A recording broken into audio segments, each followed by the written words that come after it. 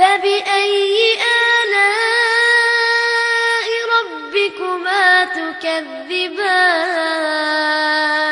Apa yang bisa kita lakukan ketika Allah Subhanahu wa ta'ala menguji kepada kita hambanya orang-orang yang beriman?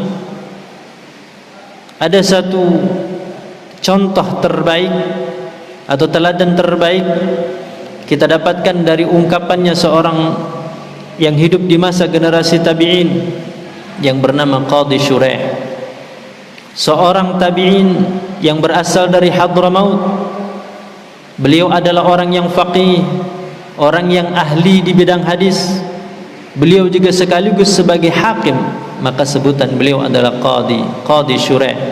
Beliau menjabat sebagai hakim di Kufah selama kurang lebih 60 tahun. Apa sikap beliau yang diajarkan kepada kita ketika ujian dan cobaan Allah Subhanahu wa ta'ala menimpa kepada kita? Beliau pernah mengatakan, inni la asabu bil musibah fa ahmadullaha 'alaiha arba'a marrat, ahmadu id lam yakun a'dhamu minha, wa ahmadu in razaqani Allah id razaqani as-sabr 'alaiha, wa ahmadu id wafaqani lil istirja'i lima arju minat thawab, wa ahmadu id lam yaj'alha fi dini. Ada 4 hal yang diungkapkan oleh Qadhi Shuraih tadi. Mudah-mudahan ini menjadi trik bagi kita yang bisa kita amalkan di dalam kehidupan kita ketika Allah Subhanahu wa ta'ala memberikan ujian kepada kita. Kata beliau, aku pernah mendapatkan ujian, mendapatkan musibah dari Allah Subhanahu wa ta'ala, tetapi kemudian aku bertahmid, memuji kepada Allah Subhanahu wa ta'ala sebanyak 4 kali. Kenapa beliau memuji sampai 4 kali? Beliau sebutkan sebab pujian yang pertama, kata beliau, karena Allah Subhanahu wa ta'ala memberikan ujian dan musibah kepada beliau bukan yang paling berat, bukan yang terberat, bukan yang tersulit, atau bukan yang paling besar. Kaum muslimin dan muslimat yang dirahmati Allah Subhanahu wa ta'ala, kenapa Qadhi Shuraih mengatakan demikian?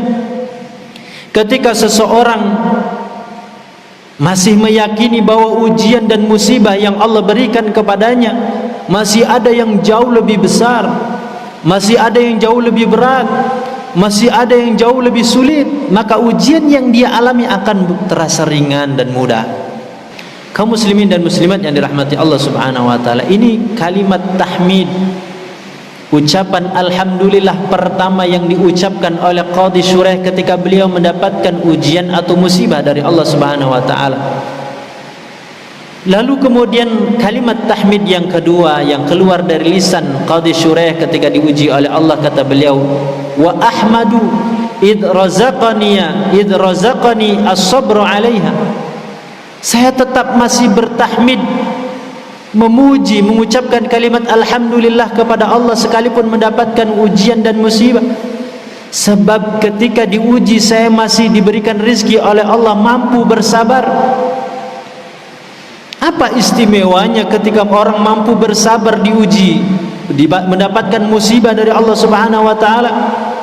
Istimewanya, kata Allah Subhanahu wa ta'ala di dalam surat Al-Baqarah, lanjutan dari ayat 155. Allah mengatakan di ujung, wa basyiris sabirin alladzina idza asabatuhum musibatun qalu inna lillahi wa inna ilaihi raji'un ulaika alaihim shalawatun mir rabbihim wa rahmah wa ulaika humul muhtadun. Orang yang bersabar maka dia akan ringan dan mudah mengeluarkan kalimat lanjutannya, yaitu istirja', mengucapkan kalimat inna lillahi wa inna ilaihi raji'un, kesadaran penuh tentang dirinya bahwa dirinya itu adalah hanya milik Allah Subhanahu wa ta'ala dan semata-mata akan kembali kepada Allah Subhanahu wa ta'ala.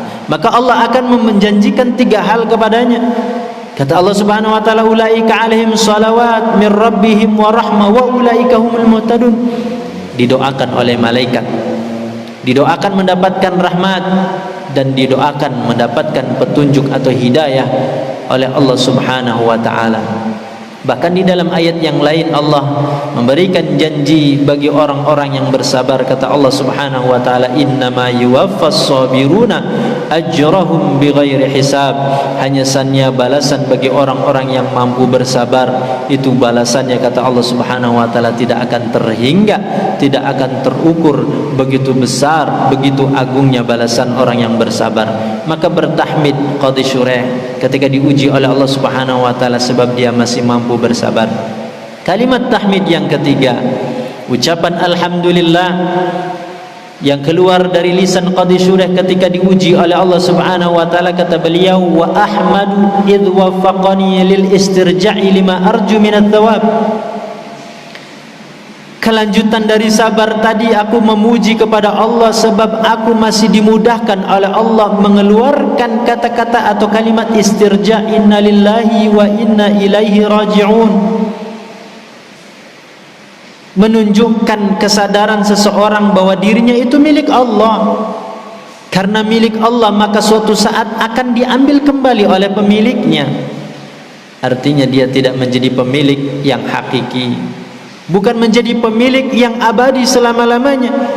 Dia adalah titipan dari Allah. Jasad dan fisik kita ini adalah titipan dari Allah Subhanahu wa taala. Ketika titipan maka suatu saat akan diambil kembali oleh pemiliknya, yaitu Allah Subhanahu wa taala. Kaum muslimin dan muslimat yang dirahmati Allah Subhanahu wa taala, ini yang ketiga. Kemudian yang keempat, kalimat tahmid, ucapan alhamdulillah keluar dari lisan Qadhi Shuraih ketika beliau mendapatkan musibah atau ujian dari Allah Subhanahu wa taala. Sebab kata beliau, ujian yang Allah berikan ketika itu adalah ujian yang tidak berkaitan dengan agama.